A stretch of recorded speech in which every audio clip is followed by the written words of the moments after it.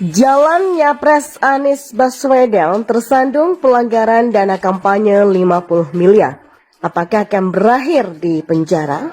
Sudah dilantik, kemudian 1 tahun kemudian ada rupanya terjadi pelanggaran, itu masih di itu membuat ketidakpastian hukum. Sekarang kepastiannya kan. Nah, oleh sebab itu kami mengimbau kepada para peserta kampanye untuk membuat laporan dana kampanye dengan baik dan melaporkan seluruh dana kampanye yang diterima, baik dalam bentuk sumbangan atau yang lain-lain. Yang kita seharusnya ngerti, ini sebetulnya benar-benar skandal besar soal dana kampanye yang nggak dilaporin ke KPU.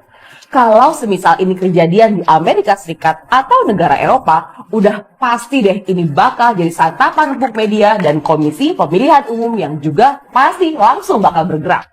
Setelah heboh pengakuan hutang 50 miliar, yang kemudian terungkap bahwa besar hutangnya ternyata 92 miliar buat dana kampanye Anies Baswedan di Pilgub DKI Jakarta tahun 2017, dunia politik kita ternyata kemudian adem ayem saja. Sepi-sepi aja. Ini mencurigakan. Padahal adanya pengakuan dana kampanye sebesar 92 miliar yang tidak dilaporkan ke Komisi Pemilihan Umum, ini mestinya merupakan sebuah skandal besar. Sebuah pelanggaran berat dengan jumlah uang yang sangat besar pula.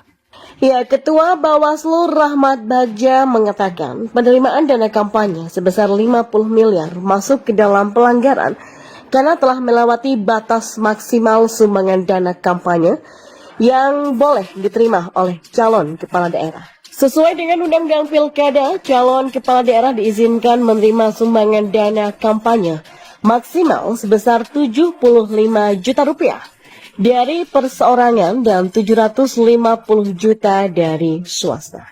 Sementara Anies di era Pilkada DKI Jakarta lalu justru mendapatkan dana sumbangan kampanye yang mencapai 50 miliar rupiah. Lantas bagaimana dengan nasib Anies? Apakah Anies akan dipenjara karena melanggar ketentuan undang-undang pidana? Anies itu licin banget bagi belut. Mungkin memang ada benarnya. Berkali-kali ada banyak kejanggalan, tapi Anies selalu lolos. Salah satunya adalah Formula E.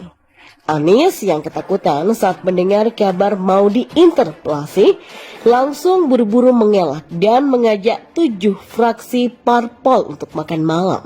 Entah ada deal apa di belakang layar, yang jelas mereka sepakat menolak interpelasi. Contoh lainnya adalah kasus kelebihan bayar. Ada banyak kasus, tapi dibiarkan saja sampai beritanya meredup. Dan menurut Bawaslu, masalah hutang piutang itu semestinya menjadi dugaan pelanggaran dalam pilkada. Ya, Ketua Bawaslu RI Rahmat Bagja mengatakan, penerimaan dana 50 miliar adalah pelanggaran karena telah melewati batas maksimal sumbangan dana kampanye yang boleh diterima oleh calon kepala daerah. Berdasarkan Undang-Undang Pilkada, calon kepala daerah hanya boleh menerima sumbangan dana kampanye dari perseorangan maksimal 75 juta rupiah. Sedangkan swasta maksimal 750 juta rupiah. Ya, terlepas dari kalah, harus bayar atau menang hutang lunas, Anies tetap dianggap mendapatkan sumbangan dana kampanye 50 miliar. Tapi sayang, dia bilang meski itu pelanggaran aturan dana kampanye, tapi perkara ini sulit diusut karena pilkadanya kan sudah selesai. Dan Anies sudah selesai menjabat sebagai gubernur DKI Jakarta. Kalau pilkada sudah selesai, nggak bisa diusut. Aneh sih, kalau memang pidana, harusnya tetap bisa diusut sampai kapanpun.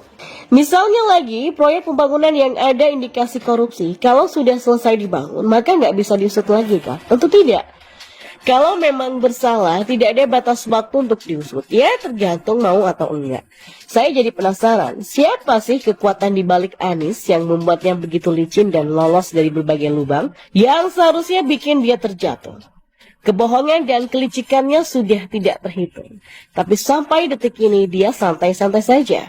Masih bisa bebas keliling Indonesia dan tebar pesona. Sementara itu, perwakilan tim Anies, Henry Satrio mengatakan persoalan hutang piutang sudah selesai dan sudah berlalu. Anies hadir bermodalkan ide dan gagasan untuk maju dalam Pilgub DKI 2017. Tapi karena tidak punya uang, tidak punya logistik, maka butuh dukungan masyarakat. Jangan sampai orang-orang yang punya dengan ide dan gagasan tapi tidak punya uang, sehingga tidak dibolehkan meminjam uang, kan? Intinya, lanjut Henry, bagaimana seorang rakyat biasa yang penuh dengan ide dan gagasan tapi tidak punya uang dengan dukungan masyarakat akhirnya bisa maju dan menang. Ya, pendukung Anies selalu jago ngeles dan ngeyel. Nggak ada yang larang kalau mau ikut pilkada, dan nggak ada yang larang pinjam duit atau menerima sumbangan. Tapi kenapa nggak dilaporkan? Ya, ini kan memang membuktikan kalau tidak adanya transparansi, atau bisa jadi tidak berani transparan dari awal karena sudah tahu ini bakal melanggar aturan dari Bawaslu. Jujur saja, kubu Anies dan Anies sendiri sangat kreatif dalam melakukan sebuah kebohongan. Mereka itu pintar menyembunyikan apa yang tidak boleh diketahui publik. Mereka ini adalah contoh kelompok dengan daya rusak yang luar biasa. Mereka banyak intrik, banyak drama, dan pinter bikin sinetron. Jadi sekarang makin jelas kenapa Anies susah banget transparan ketika menjabat sebagai gubernur. Ya, kalau mengacu pada 50M itu jelas ada benang merahnya. Kalah harus bayar, menang dianggap lunas, yang sebenarnya nonsen. Investor politik mau disamakan dengan donatur bencana alam dan kemanusiaan. Ya, cuman orang bodoh yang percaya. Justru karena menang, maka nggak masalah uang 50M itu nggak dibayar. Selalu ada cara lain yang lebih gurih dan menggiurkan. Jadi memang semua itu nggak akan diketahui kalau nggak transparan. Jadi masuk akal, bukan? Jadi sudahlah, jangan bodohi masyarakat dengan narasi yang lugu-lugu soal merasa nggak bersalah. Jadi segala kebusukan memang akan terbongkar. Bersembunyi di balik narasi ada ide, tapi dibantu masyarakat. Pret ya. Anies memang karena politik identitas menguntungkan dirinya. Makanya dia dipanggil Bapak Politik Identitas. Kalau nggak mau percaya, kalau masih nggak percaya tuh, sekarang dia didukung sama Partai Umat loh yang mengusung politik identitas. Jadi masih mau ngeles, wah, ngaca dulu setahun di rumah.